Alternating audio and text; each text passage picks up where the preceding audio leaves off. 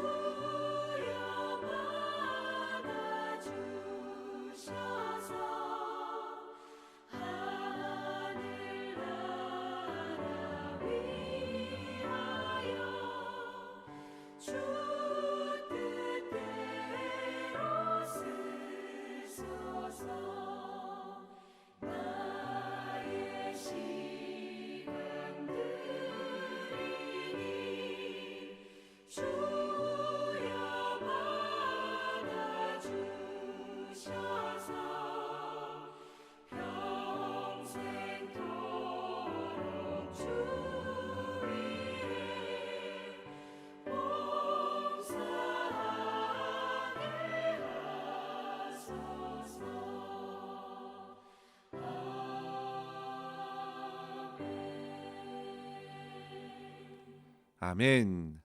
오늘 함께 나눌 말씀은 고린도전서 14장 26절에서 40절입니다. 그런즉 형제들아 어찌할까? 너희가 모일 때에 각각 찬송시도 있으며 가르치는 말씀도 있으며 계시도 있으며 방언도 있으며 통역함도 있나니 모든 것을 덕을 세우기 위하여 하라. 만일 누가 방언으로 말하거든 두 사람이나 많아야 세 사람이 차례를 따라하고 한 사람이 통역할 것이요 만일 통역하는 자가 없으면 교회에서는 잠잠하고 자기와 하나님께 말할 것이요 예언하는 자는 둘이나 셋이나 말하고 다른 이들은 분별할 것이요 만일 곁에 앉아 있는 다른 이에게 계시가 있으면 먼저 하던 자는 잠잠할지니라.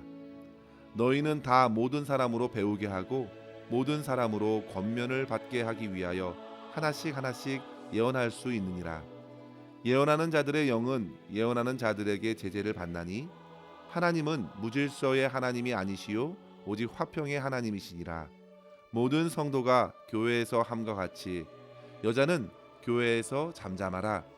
그들에게는 말하는 것을 허락함이 없나니 율법에 이른 것 같이 오직 복종할 것이요 만일 무엇을 배우려거든 집에서 자기 남편에게 물을지니 여자가 교회에서 말하는 것은 부끄러운 것이라. 하나님의 말씀이 너희로부터 난 것이냐 또는 너희에게만 임한 것이냐. 만일 누구든지 자기를 선지자나 혹은 신령한 자로 생각하거든 내가 너희에게 편지하는 이 글이 주의 명령인 줄 알라.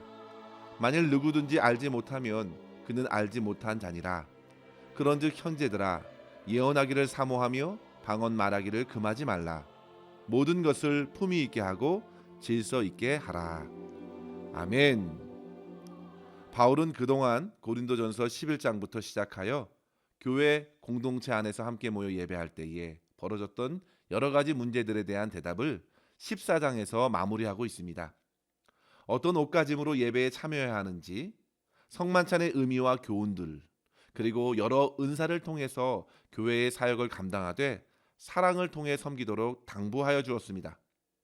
그리고 14장에 이르러서 방언과 예언의 은사에 관해서 추가적인 메시지를 전해줍니다.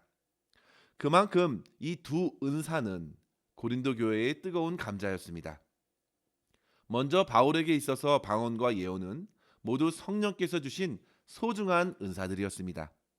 그러나 그럼에도 불구하고 바울은 14장 전체에서 방언보다 예언을 더욱 사모하라고 거듭 권하고 있는데요. 1절의 말씀을 보시면요. 사랑을 추구하며 신령한 것들을 사모하되 특별히 예언을 하라고 했습니다.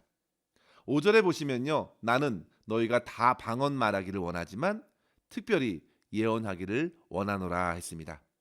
오늘 우리가 읽은 39절의 말씀도 보시면요. 그런즉 형제들아 예언하기를 사모하며 방언 말하기를 금하지 말라 하시면서 예언의 은사는 적극적으로 사모해야 할 은사로 본다면 방언의 은사는 받았어도 그것을 금하지 말라 하였으니 방언은 그에 비해서 소극적으로 다루고 있는 것입니다. 그런데 성도 여러분, 오늘날은 여전히 방언에 대해서 특별한 관심을 갖고 보는 경향이 아직도 크다는 사실을 보게 됩니다. 그 이유가 뭘까 생각해 보면요. 방언 자체가 도대체 알 수 없는 말을 쉬지 않고 기도하면서 그것 자체가 사람의 관심을 끌기 때문입니다. 그런데 성도 여러분, 이 방언은 새롭게 교회를 찾는 사람들이나 기존의 성도들에게 어떤 큰 호기심을 자아내기도 하지만 다른 한편으로는 도무지 알 수 없는 말을 쉼없이 하는 그 모습 때문에 때때로 광신도와 같은 모습으로 비춰지면서 여러 가지 오해를 일으킬 수 있어서 특별한 주의가 필요했던 것입니다. 그리고 바울은 14장 22절에서 분명히 일러주었습니다. 방언은 믿는 자들을 위한 표적이 아니라 믿지 않는 자들을 위한 표적이고 예언은 믿는 자들을 위한 것이라 했습니다. 그만큼 방언은 예수님을 처음 믿게 된 가정 안에서 주로 허락해 주신다는 것을 보게 됩니다.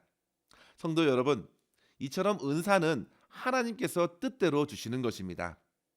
그런데도 과거의 어떤 부흥사들은 같은 말을 반복하고 반복하면서 마치 피나는 훈련을 통해 방언이 터져야 한다고 그렇게 가르치기도 했고, 그렇게 훈련하지 않으면 마치 어떤 은사를 위한 사모함도 없다는 식으로 성도들을 다그치기도 했지만 결코 그렇지 않습니다.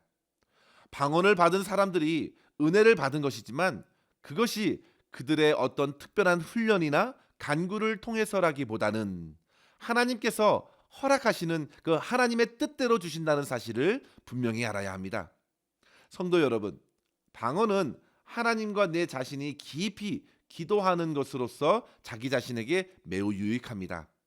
그러나 바울은 교회 공동체를 위해 더욱 유익한 것은 예언의 은사라 했습니다.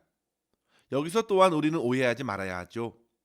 예언이라고 해서 어떤 미래적인 것을 예고하는 것이 결코 아닙니다.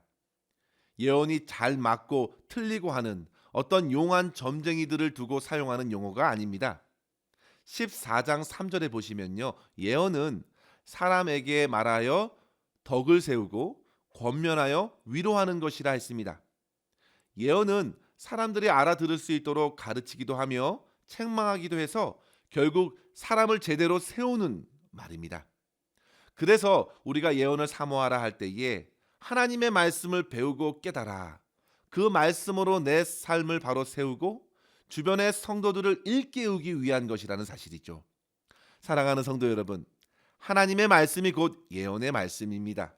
계시록 1장 3절에 이렇게 말합니다. 이 예언의 말씀을 읽는 자와 듣는 자와 그 가운데 기록된 것을 지키는 자는 복이 있나니 때가 가까움이라.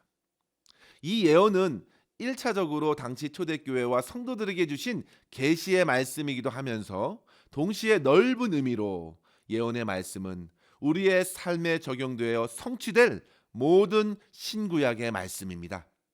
따라서 성도 여러분, 우리는 바울의 권면대로 나뿐만 아니라 주변 사람들에게 유익을 끼칠 수 있는 예언의 은사를 더욱 사모하시길 바랍니다. 하나님의 말씀을 듣고 읽고 때로는 적기도 하고 때로는 암송하기도 하면서 깨달아야겠습니다. 그리고 그 깨달은 마음으로 겸손하게 주변의 사람들에게 권하고 위로하면서 서로 든든히 세워나갈 수 있는 믿음의 공동체를 이루어가는 우리 나성한 교회 되기를 간절히 소망합니다. 바울이 이 같은 신령한 은사를 사모하라고 하면서 주시는 본문의 말씀을 통해서 우리는 어떻게 은사를 사용해야 하는지 두 가지의 교훈을 이 시간 함께 생각했으면 합니다. 첫째로 성도 여러분, 교회 공동체의 덕과 질서를 세우기 위해서 겸손한 순종으로 섬겨야 합니다. 모든 은사는 공동체의 덕을 위해서 그리고 질서를 따라 사용되어야 합니다. 질서를 지키는 것은 마치 우리가 운전하면서 교통 질서를 지키는 것을 생각해 볼 수가 있겠습니다. 저마다 약속한 신호와 법규를 준수하면서 운행해야 보다 안전하게 목적지까지 갈 수 있습니다. 예배 안에서 은사로 섬기는 것도 그 공동체 안에 질서가 있고 그 질서대로 행할 때에 은사의 유익이 극대화되면서 공동체를 건강하게 세울 수 있게 되는 것이죠. 26절의 말씀에 보시면요, 당시 교회에서 모일 때에 찬송시가 있었고 가르치는 말씀도 있었습니다. 그리고 당시에는 지금처럼 66권의 성경이 아직 완성되지 않았기 때문에 한시적으로 계시의 말씀도 있었습니다. 그만큼 고린도 교회의 예배는 풍성했고 그 모든 은사들로 교회를 든든히 세울 때 몇 가지 원리를 따라야 했습니다. 예를 들면 한번 집회할 때에 계속 자기 혼자만 방언을 하는 것이 아니라 두 사람 혹은 세 사람 정도 차례를 이어가면서 서로를 배려해야 했습니다. 그리고 통역하는 사람이 반드시 있어야 했고 그렇지 않을 때는 잠잠히 하나님께만 기도하게 했습니다. 그리고 예언도 마찬가지였습니다. 둘이나 셋이 말하도록 했고 다른 사람들은 분별해야 했습니다. 잘 들어야 했습니다. 그래서 무조건 모든 예언을 받을 것이 아니라 분별하여 받는 것이죠. 여기에는 믿음과 신앙에 따라 나눠질 수 있겠습니다. 각자가 감당할 수 있는 믿음이 다 다를 수 있습니다. 또한 예언의 말씀을 받아도 모두 붙들 수 없습니다. 그리고 무엇보다도 당시 나눈 예언의 말씀 또한 기록된 하나님 말씀 안에서 분별하여야 합니다. 또한 만약에 계시의 말씀을 주시면 예언의 말씀을 전하던 이들은 또한 잠잠해야 했습니다. 사랑하는 성도 여러분, 이러한 일정한 순서와 질서 안에서 사람들은 예배를 통해 서로 배움과 겸면을 받을 수 있었습니다. 바울은 이러한 질서에 순종하라고 권하면서 그 근거를 33절에서 일러주지요. 우리를 부르신 하나님께서 바로 질서의 하나님이시고 화평의 하나님이시기 때문입니다. 사랑하는 성도 여러분, 하나님께 드리는 모든 예배는 결코 마구잡이로 드리는 것이 아닙니다. 성령께서 자유롭게 이끄시는 대로 드리는 것도 아닙니다. 성령 하나님께서는 지극히 질서의 하나님 되십니다. 이를 통해 성도들은 진정한 예배 안에서 겸손한 순종이 있어야 된다는 사실을 배우게 됩니다. 성도 여러분, 예배는 단순한 드림만이 아니죠. 하나님께 대한 전적인 순종이 필요합니다. 사무엘 선지자가 사울 왕에게 강조한 말씀을 생각해 보십시오. 순종이 제사보다 낫고 듣는 것이 수양의 기름보다 낫습니다 했습니다. 이 말은 내가 주인공이 아니라 하나님께서 예배를 받으시는 주인공이시기에 겸손히 교회와 성도들을 유익하게 하고 하나님이 허락하시는 화평과 질서를 따라서 순종의 제사로 드리는 예배와 삶을 살아가야 한다는 것을 일깨워 주는 것이죠. 따라서 성도 여러분, 주님께서 허락하신 신령한 은사를 더욱 사모하며 섬기되 겸손과 순종의 마음으로 교회를 유익하게 하는 섬김으로 하나님께 영광 돌릴 수 있기를 간절히 축원합니다. 둘째로 성도 여러분, 무엇보다 은사를 가지고 품위 있고 질서 있게 섬기기 위해서 우리는 하나님의 말씀을 따라야겠습니다. 34절에서 보시면요. 바울은 여자들에게 교회에서 잠잠하라 하였습니다. 이것을 가지고 교회 안에서 여성들의 활동에 차별을 두고 제한하라는 의미로 해석할 수는 없겠습니다. 여자들도 바른 옷가짐으로 수건을 쓰고 예언하도록 이미 허락하였습니다. 바울이 이 부분에서 의도하는 것은 단순한 말하는 것으로서 예배의 질서를 흐릴 수 있다는 사실을 경고해 주는 것입니다. 바울이 34절 중반에 분명히 언급하지요. 율법에 이른 것 같이 복종할 것이요. 바울의 생각과 의견을 전하기보다 바울은 하나님의 율법의 말씀으로 권한 것입니다. 당시의 여성들은 주로 가정 안에서 남편에게 속하여 남편을 의지하여 사회적 생활을 영위했기 때문에 남편에게 묻고 해결할 것을 권한 것입니다. 유진 피터슨의 메시지 성경에서 이 부분을 이렇게 번역하였는데요. 예배 시간에 지켜야 할 예절과 관습은 하나님의 율법이 적혀 있는 성경책이 지도해 줄 것입니다. 아내들은 예배 시간을 이용해 자기가 하고 싶은 말을 하려고 해서는 안 됩니다.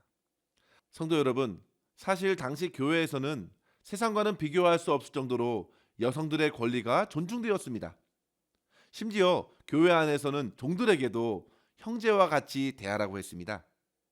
그런데 그럼에도 바울은 교회 안에서 예배할 때에 모든 것의 품위를 갖추고 질서 있게 하기 위해서 여성들의 말과 행실에 절제가 필요하다는 사실을 일러주는 것입니다. 성도 여러분, 당시의 교회에서 이따금 여성들끼리 다툼이나 갈등이 있었던 것을 우리는 엿보게 됩니다. 빌립보 교회에서 유오디아와 순두계도 그런 이유로 바울의 책망을 듣기도 했습니다. 성도 여러분, 여성들의 사역과 섬김이 점차 넓어지면서 갈등 또한 적지 않았습니다. 따라서 이 같은 취지에서 여성들에게 더욱 말하는 것에 주의를 주었습니다. 사랑하는 성도 여러분, 모든 일에 지나치게 되면 모자란 것만도 못하는 경우가 참 많습니다. 많은 말들보다 꼭 해야 할 몇 마디 말을 통해서 의미가 더 잘 전달되듯이 함께 예배할 때에도 하나님의 말씀에 순종하고 절제하는 모습을 통해서 보다 품위 있고 질서를 갖추는 모임을 이루어 갈 수 있습니다.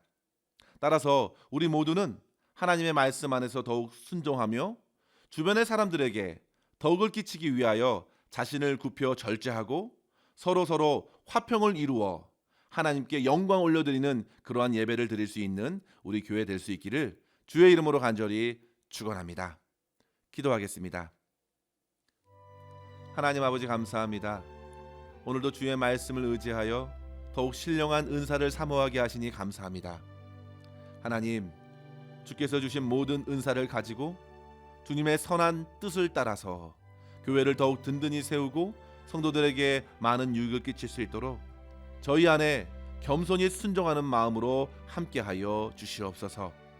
다른 사람들을 더욱더 배려하고 자기 차례에 따라서 질서대로 섬기게 하시되 모든 일들 가운데에 그리스도의 사랑을 담아 섬길 수 있도록 인도하여 주시옵소서.